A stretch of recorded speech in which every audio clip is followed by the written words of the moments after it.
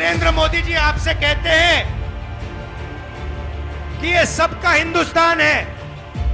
ये सबका हिंदुस्तान कैसे है अगर इसमें 90% लोगों को कोई भागीदारी नहीं मिल रही?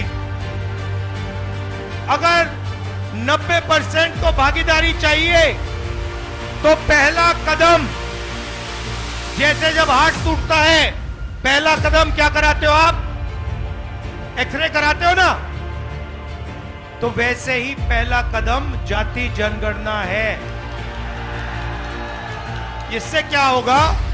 90% को पता लग जाएगा कि आप कौन हो, कितने हो, और सबसे ज्यादा जरूरी आपके हाथों में हिंदुस्तान का कितना धन है। बात समझ आई? यात्रा से निकला, मैंने नहीं बोला। यात्रा से निकलता है, नारा निकलता है, नफरत के बाजार में मोहब्बत की दुकान खोलनी है। तो सबसे पहला काम नफरत को मिटाने का है, भाई को भाई से गले मिलाने का है। नमस्कार, नेक्स्ट 9 न्यूज देख रहे हैं आप और मैं हूं आपके साथ प्रज्ञा सिंह। स्वागत है आप सभी का मेरे खास प्रोग्राम सत्ता से सवाल में।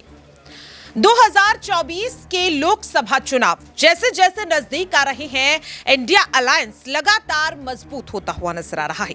भले ही कुछ नेता, कुछ दल इस गठबंधन से अलग होते हुए नजर आ रहे हैं, लेकिन फिर भी कांग्रेस और सपा हार मानती हुई नजर नहीं आ रही है। अगर कुछ पार्टियां गठबंधन से दूर हो रही हैं, तो कई दलों को इस गठबंधन में शामिल करने की कोशिश भी की जा रही है। जहां एक ओर देखा गया कि कांग्रेस और सपा का गठबंधन कंफर्म हो गया, तो अब यहां पर माना जा रहा है कि कांग्रेस एक आखिरी पहल करती हुई नजर आ रही है बीएसपी को इंडिया गठबंधन में शामिल करने के लिए। सवाल लगातार ये बनता हुआ नजर आ रहा है कि आज जिस तरह से उत्तर प्रदेश के मुरादाबाद पहुंचे राहुल गांधी और प्रियंका गांधी कई मुद्दों को लेकर, जहां एक और मोदी सरकार को घेरते हुए नजर आए, तो यहां पर देखा गया कि एक बड़ा बयान राहुल गांधी ने दिया दलितों को लेकर। वो दलित जिनकी मसीहा मायावती मानी जाती हैं, यहां पर आपको राहुल गांधी का वो बयान भी सुनवाएंगे। लेकिन इससे पहले सवाल लगातार ये बनता हुआ नजर आ रहा है कि क्या नाराज मायावती को मनाने की एक आखिरी पहल अब भाई और बहन के द्वारा की जा रही है, और आखिरकार ये पहल कितने रंग लाती है। यहाँ पर मेरे साथ अमन जी हैं और उनसे इस चीज को समझेंगे कि अखिलेश यादव ने पूरी कोशिश की, मायावती को प्रधानमंत्री तक बनाने की बात कह दी, लेकिन बात यहाँ पर बनती हुई नजर नहीं आई। आज राहुल गांधी मुरादाबाद पहुंचते हैं, कई मुद्दों पर वो राय रखते हुए नजर आते हैं, अपनी बात को रखते हुए नजर आते हैं, और यहाँ पर दलितों की बात करते हैं।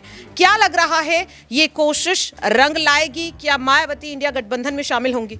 जाहिर सी बात है, अगर जयराम रमेश की बात भी आप सुने तो वो यही कहते हैं कि अभी भी मायावती के लिए इंडिया के जो दरवाजे हैं वो खुले हुए हैं, यानी कि जो अभी भी जो आने की संभावना है वो बरकरार है। और आज जिस तरह से आप बात करें कि मुरादाबाद के अंदर राहुल गांधी कहते हैं, दलितों की बात करते हैं, ओबीसी की बात करते हुए नजर आते हैं, तो जाहिर बात है कि अभी भी कोशिश कायम है कि किसी तरह से मायावती को जो कह सकते हैं कि मनाकर इस तरफ लाया जाए, क्योंकि अगर मायावती आती हैं तब आप बीजेपी को एक मुश्किल में ज़रूर डाल सकते हैं, क्योंकि जो वोट बैंक उनके पास है, अगर वो सपा के साथ में मिलता है, साथ में कांग्रेस पार्टी का वोट बैंक आता है, तो ये 40-45% बन जाता है, जिससे बीजेपी को घेरना आसान हो सकता है। तो इसीलिए लगातार कवायद जुटी हुई है, लगातार कोशिश हो रही है कि मायावती को इस तरफ लाया जाए। और ऐसे में अखिलेश यादव की तरफ से कई बार बात हो चुकी है, कई बार इसको लेकर कह सकते हैं कि उन्होंने ऑफर दिया है, पीएम तक का भी ऑफर उनको दिया है, लेकिन अभी भी वो टस से मस नहीं हो रही हैं। तो अब क्या राहुल गांधी के ऊपर जो कह सकते हैं कि पश्चिम यूपी में इस समय नजर आ रहे हैं, तो क्या अब यहाँ से वो मायावती को मनाते हुए नजर आएंगे? और क्या मायावती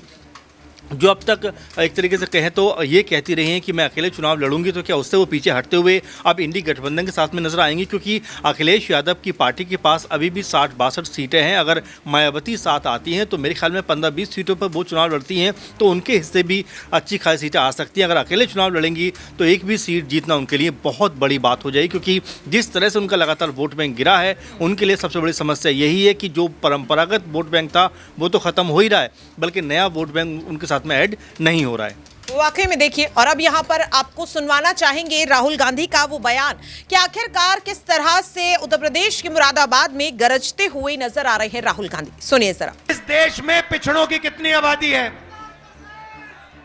50% पिछड़े हैं। इस देश में माइनॉरिटी की कितनी आबादी है? 15% माइनॉरिटी है। इस देश में दलित कितने? दलित भाई 8% नहीं 15%। और आदिवासी कितने? 8%। जोड़ के बताओ मुझे, 50 और 15 कितना हुआ?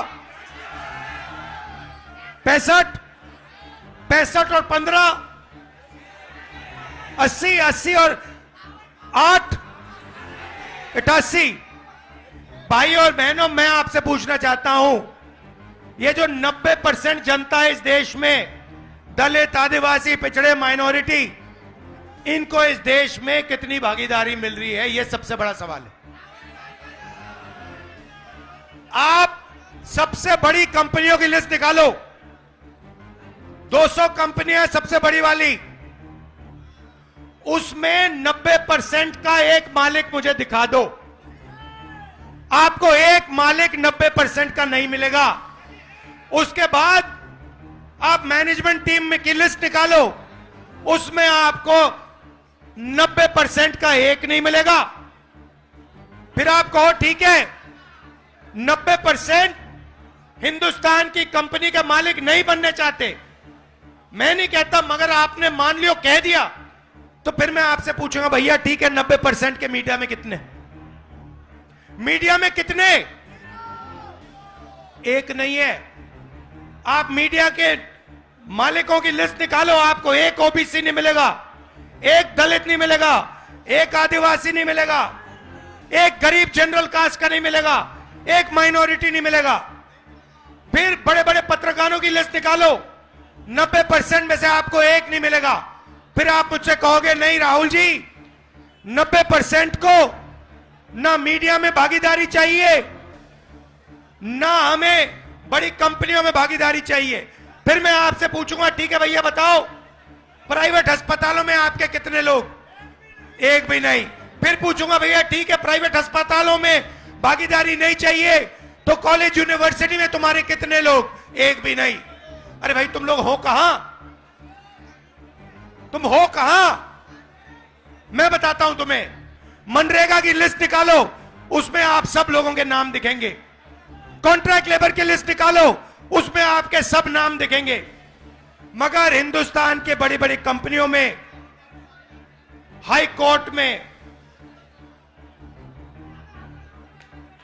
मीडिया में आपके नाम नहीं मिलने वाले। तो देखा आपने और सुना भी। अब लगातार सवाल ये बनता हुआ नजर आ रहा है कि क्या अब मान लिया जाए कि मायावती इंडिया गठबंधन में शामिल होने को लेकर जो फैसला पहले सुना चुकी है उसे बदलने पर मजबूर होती हुई नजर आएंगी, क्योंकि यहां पर देखा गया कि भारत जोड़ो न्याय यात्रा जब उत्तर प्रदेश पहुंची तो बीएसपी के भी कई सांसद और कार्यकर्ता इस रैली में शामिल होते हुए नजर आए। दानिश अली का इस यात्रा में शामिल होना क्या इस बात को कंफर्म कर रहा है कि अब बीएसपी का इंडिया अलायंस में शामिल हो जाना लगभग कंफर्म माना जाए? क्या है इस पूरे रिपोर्ट को लेकर आपकी राय आप कमेंट बॉक्स में शेयर कर सकते हैं। फिलहाल के लिए मेरे खास प्रोग्राम सत्ता से सवाल में इतना ही। देश और दुनिया की तमाम खबरों के लिए आप बने रहिए नेक्स्ट 9 न्यूज के साथ।